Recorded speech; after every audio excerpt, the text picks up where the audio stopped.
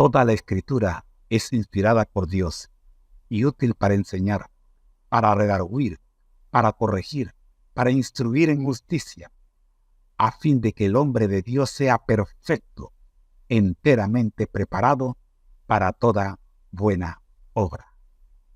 Segunda de Timoteo 3, versículos 16 y 17. El ministerio Conéctate a Jesús presenta la Biblia al día. El capítulo de hoy. Escuchemos. Saludos, hermanos del ministerio Conéctate a Jesús ahora, M. Caja. Génesis 4, serie feliz para siempre 9 de diciembre de 2025, sesión matutina, la Academia de Cristo lección 7 la vida del nuevo discípulo para el martes, Génesis 4 la rivalidad entre hermanos. Comentarios realizado por Rosita, ¿alguna vez hemos experimentado la rivalidad entre hermanos? Algunos de nosotros pensamos que no. Sin embargo, al analizar más detenidamente la definición y las señales de la rivalidad entre hermanos, es posible que cambiemos de opinión. ¿Qué es la rivalidad entre hermanos? La rivalidad entre hermanos se refiere a la competencia y el conflicto continuos entre hermanos, que a menudo implican celos, envidia o el deseo de ser visto como mejor o más favorecido que sus hermanos o hermanas. Puede manifestarse de diversas formas, desde discusiones verbales y peleas hasta peleas físicas, y puede estar motivada por una serie de factores, como la competencia por la atención, los recursos o la aprobación de los padres. A continuación, se ofrece una visión más detallada de la rivalidad entre hermanos. ¿Qué es la rivalidad entre hermanos? Competencia y conflicto.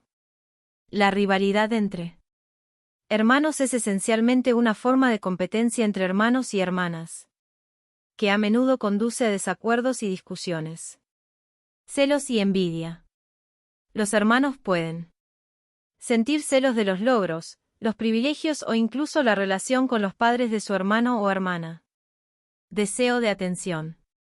Los hermanos pueden rivalizar para obtener más atención de los padres, especialmente si sienten que no reciben suficiente. Manifestaciones variables. La rivalidad puede adoptar muchas formas, como ataques verbales, peleas físicas, chismear y competir por juguetes u otros recursos. Causas. Necesidades cambiantes.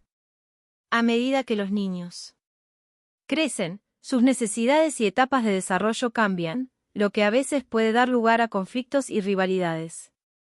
Celos y competencia. Los hermanos pueden sentir naturalmente cierto grado de celos o competencia entre ellos, lo que puede dar lugar a discusiones. Percepción de favoritismo. Si los hermanos sienten que uno de ellos es tratado mejor que el otro por los padres, esto puede alimentar el resentimiento y la rivalidad. Temperamentos individuales. Las diferencias de personalidad y temperamento también pueden contribuir a la rivalidad entre hermanos. Influencia de los padres. Las expectativas de los padres, los estilos de crianza y la forma en que se manejan los conflictos pueden influir en la intensidad y la frecuencia de la rivalidad entre hermanos.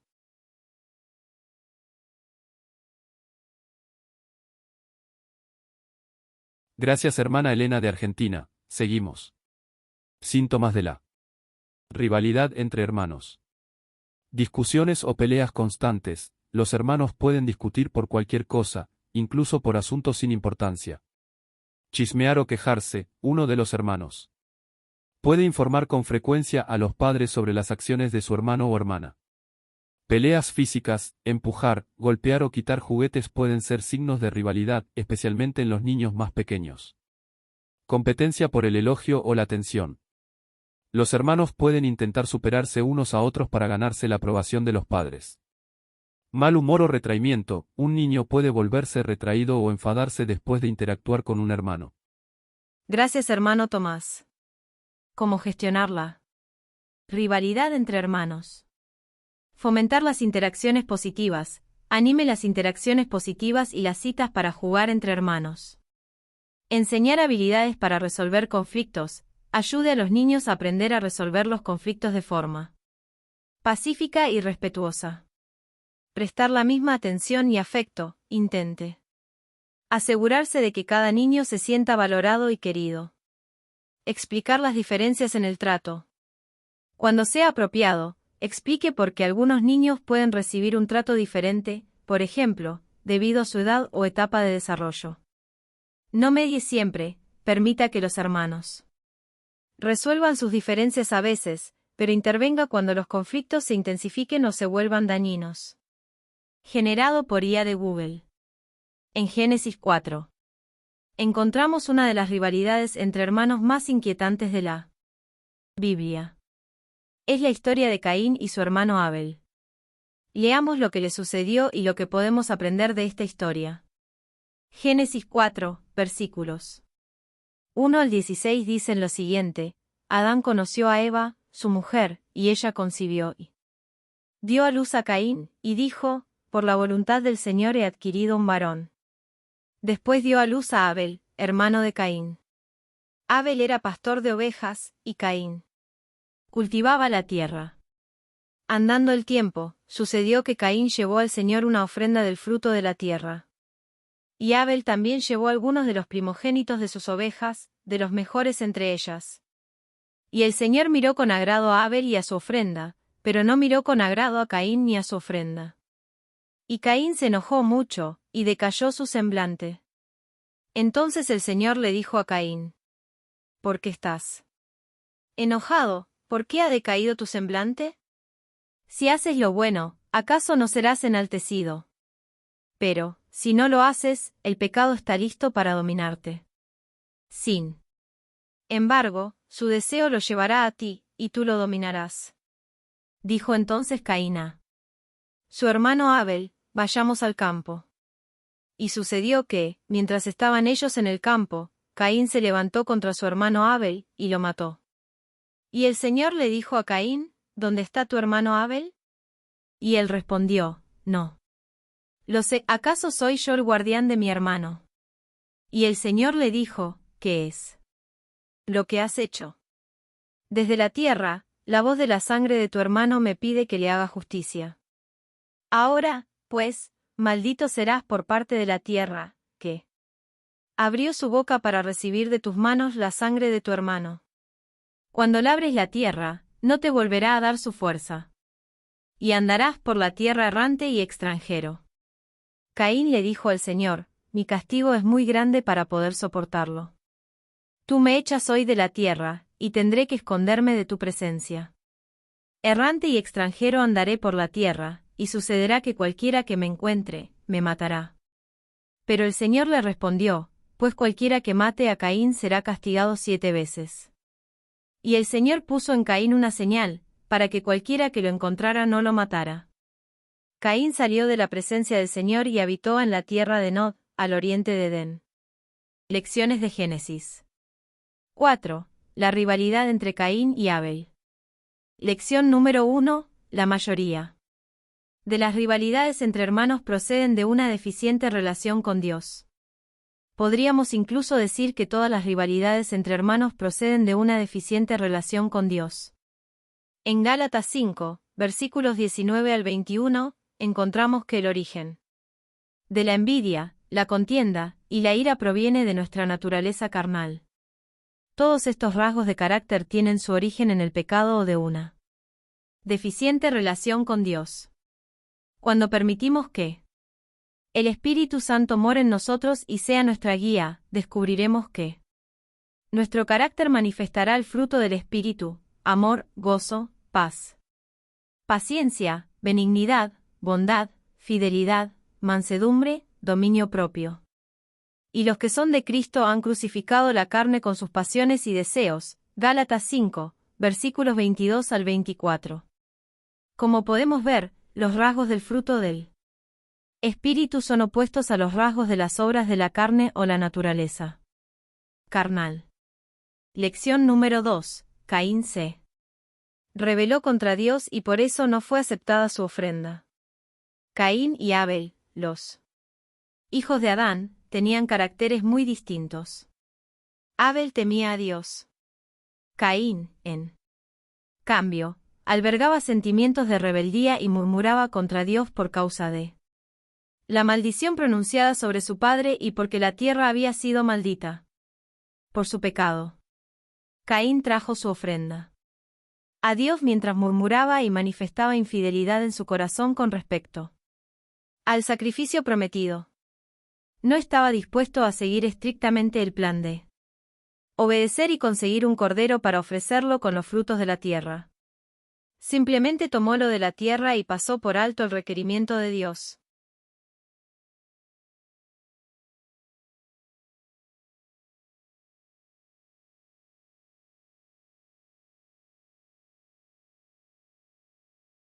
Gracias, hermana Elena de Argentina.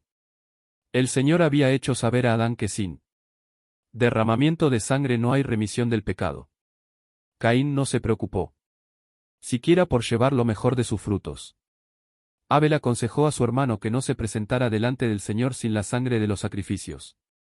Caín, puesto que era el mayor, no quiso escuchar a su hermano. Despreció su consejo, y con dudas y murmuraciones con respecto a la necesidad de las ofrendas ceremoniales, presentó su ofrenda. Pero Dios no la aceptó. La historia de la redención, capítulo 6, Caín y Abel y sus ofrendas, página 54. Conclusión. ¿Cómo es nuestra relación con Dios? ¿Seguimos permitiendo que nuestra naturaleza carnal nos domine? Si es así, existe una gran posibilidad de que nuestras ofrendas no sean aceptadas por Dios.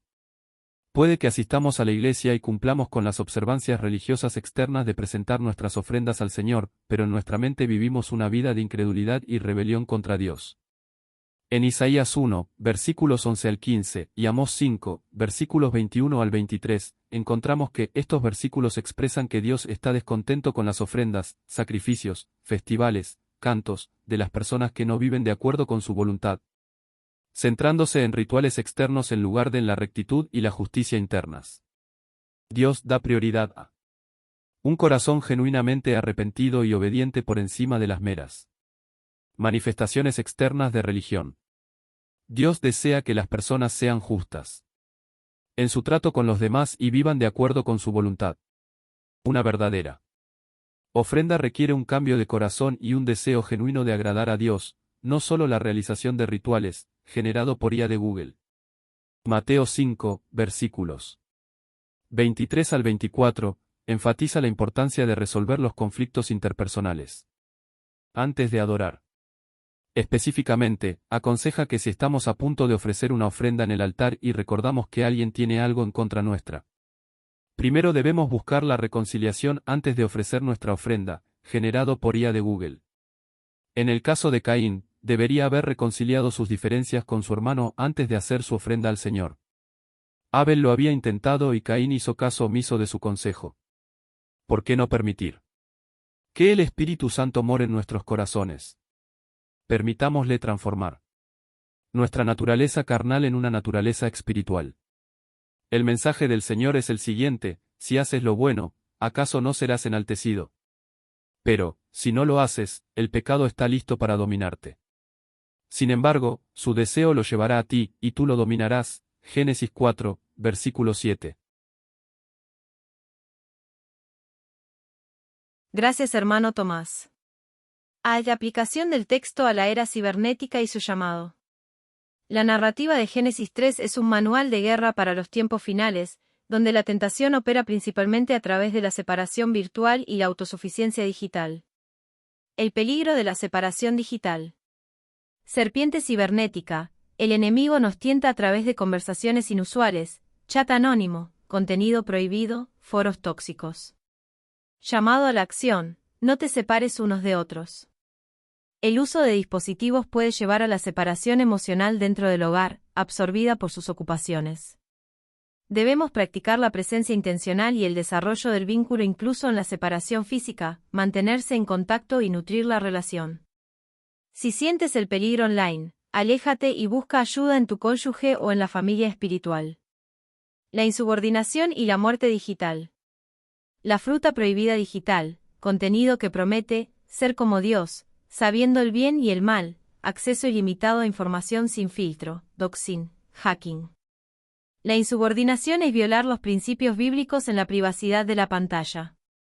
Llamado a la acción, el pecado trae la muerte, separación de la fuente de vida. El llamado de Apocalipsis es a elegir el estilo de vida de la verdad y no el estilo de vida de mentiras que estableció la serpiente. Debemos usar la oración juntos, física y digitalmente, como la clave para mantener la conexión vital con Dios. La batalla final de la descendencia, Génesis 3:15. El retorno al polvo. La tecnología no puede revertir la condena a muerte. Solo Jesús, la descendencia de la mujer, puede destruir el poder de Satanás. Llamado a la acción en tiempos finales, debemos usar este periodo de gracia para decidir si aceptaremos la expiación. La vida abundante es la alineación total de nuestras prioridades digitales y físicas con su voluntad, luchando contra nuestras inclinaciones naturales, el ego que busca la sabiduría sola.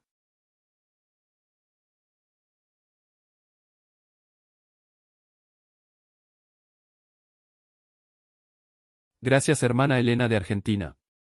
Segundo análisis. Excelente, hermano José Moreno. El texto de Rosita es poderoso y muy bien documentado, llevando la rivalidad de Caín y Abel directamente al corazón de nuestra vida espiritual y familiar. Procederemos a analizar este contenido utilizando el método Orcaja abreviado, resumen, intriga, conexiones, ancla, joyas, aplicación y llamado. Análisis Orcaja abreviado, Génesis 4, la rivalidad entre hermanos, visión de Rosita, resumen del último capítulo, Génesis 3 desafíos en el matrimonio.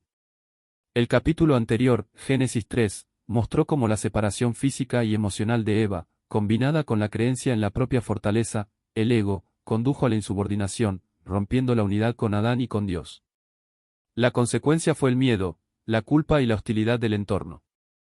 El análisis de hoy, Génesis 4, demuestra que la misma raíz de la caída, el ego y la insubordinación, se manifestó en la primera familia como rivalidad y homicidio. Mapa de intriga, resumen clave y preguntas generadoras. El texto define la rivalidad entre hermanos como una competencia continua motivada por celos, envidia, y el deseo de atención o superioridad. La historia de Caín y Abel es el resultado extremo de esta rivalidad, originada en la deficiente relación con Dios y la rebeldía en la ofrenda. Dios no acepta las observancias externas si el corazón vive en incredulidad y contienda. Preguntas generadoras. ¿Cuál es la esencia de este concepto y por qué debería importarnos? La esencia es que la rivalidad carnal, celos, envidia, es una insubordinación que, si no se domina, conduce al fratricidio espiritual o físico. Importa porque revela que el pecado está listo para dominarte, Génesis 4:7, y la vigilancia debe ser constante en la vida del discípulo. ¿Cómo desafía o confirma lo que ya creemos saber? Desafía la idea de que la religión es solo ritual. Confirma que Dios da prioridad a un corazón genuinamente arrepentido y obediente por encima de las meras manifestaciones externas, Isaías 1:11-15. C. Camino de conexiones, relaciones clave. Rivalidad y el fruto del espíritu. La rivalidad, celos, envidia, contienda, se conecta directamente con las obras de la carne, Gálatas 5:19-21. El fruto opuesto, amor, gozo, paz, solo se manifiesta cuando permitimos que el Espíritu Santo sea nuestra guía. Insubordinación y ofrenda. La ofrenda de Caín fue rechazada no solo por el método, no usó el cordero y el sacrificio prometido, sino por el corazón infiel y rebelde. Esto conecta con Mateo 5:3-24, que exige reconciliación interpersonal antes de la adoración. La ofrenda válida requiere justicia interna y externa. Rivalidad en la Iglesia. La rivalidad entre hermanos en Génesis 4 es el prototipo de las desavenencias y la crítica que el devocional del diciembre 3 nos llamó a vencer para alcanzar la perfección cristiana. Gracias hermano Tomás. Ancla de fundamentos, base sólida. Génesis 4:7. El gran llamado a dominar es el principio bíblico de la responsabilidad individual, el pecado está listo para dominarte. Sin embargo, su deseo lo llevará a ti, y tú lo dominarás. Esto subraya que la rendición a la rivalidad es una elección que se puede vencer con la gracia de Dios. Gálatas 5:22-24. La solución caracterológica proporciona el contraste bíblico necesario. La crucifixión de la carne con sus pasiones y deseos es la única vía para manifestar los rasgos opuestos, el fruto del Espíritu. J. Joyas de Insight, revelaciones significativas. La rivalidad silenciosa. La definición revela que la rivalidad no es solo pelea física, sino la competencia continua motivada por la percepción de favoritismo o el deseo de atención. Esto obliga al discípulo a revisar su corazón por celos sutiles. El error de Caín, mayor vs menor Caín, siendo el mayor, despreció el consejo de su hermano menor, Abel. La joya es que la rebeldía a la verdad a menudo viene acompañada de orgullo y altivez. El yo no quiere escuchar, sin importar la fuente. La pregunta cimentadora, la pregunta de Dios, ¿acaso soy yo el guardián de mi hermano?, establece para siempre la responsabilidad social y fraternal del cristiano. Gracias, hermana Elena de Argentina. Parte final. A. Aplicación cibernética y llamado a la acción. El fratricidio digital, chismear y ataques verbales. Manifestación cibernética. La rivalidad se manifiesta hoy en el chismear o quejarse en redes, en los ataques verbales en foros, y en la competencia por el elogio o la atención, la X/seguidores. Esto es la misma envidia y contienda que Dios condena. Llamado a la acción. Si sientes el impulso carnal, la rivalidad, en línea, debes crucificar la carne, Gálatas 5, 24, y dominar el pecado, Génesis 4, 7, antes de publicar. No permitas que la naturaleza carnal te domine. Reconciliación antes de la ofrenda digital, Mateo 5, 23 a 24. Manifestación cibernética. No podemos compartir sermones o alabanzas en línea si en nuestro corazón hay resentimiento o si hemos dañado a un hermano, chismear y criticar. Llamado a la acción en tiempos finales. Antes de ofrecer nuestro servicio, ofrenda, en la iglesia o en la web, debemos asegurar que nuestra relación con Dios, corazón obediente, y nuestra relación con el hermano, reconciliación, estén en orden. Permitamos que el Espíritu Santo transforme nuestra naturaleza carnal en una naturaleza espiritual.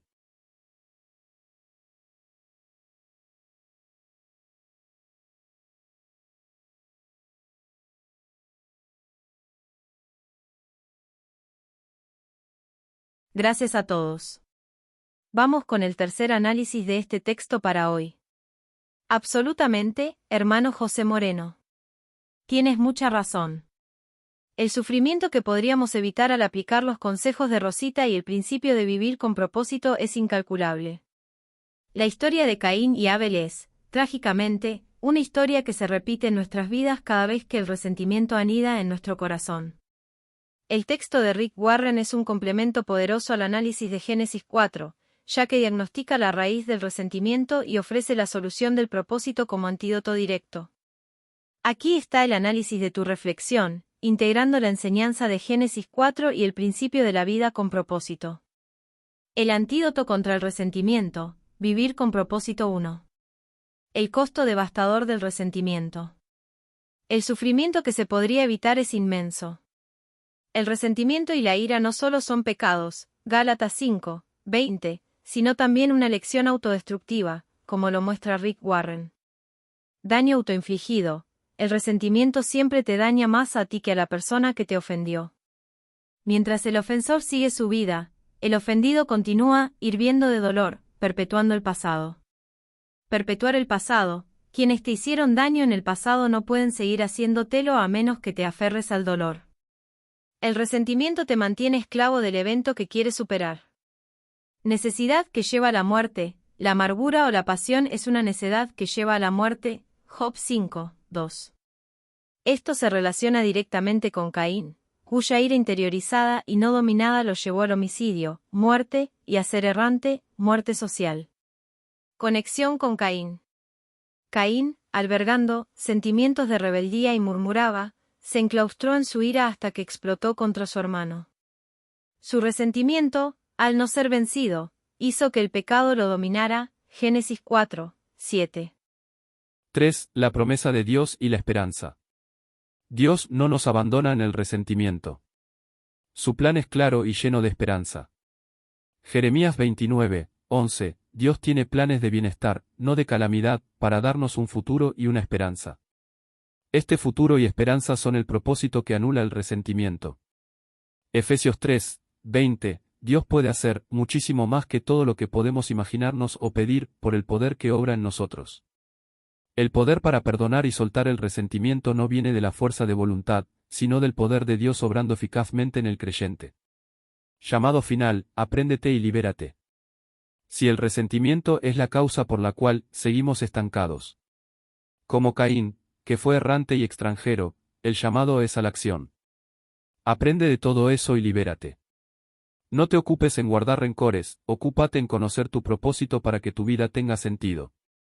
Airados, pero no pequéis. Entrega la ira y permite que la vida con propósito te dé la esperanza y el poder para perdonar.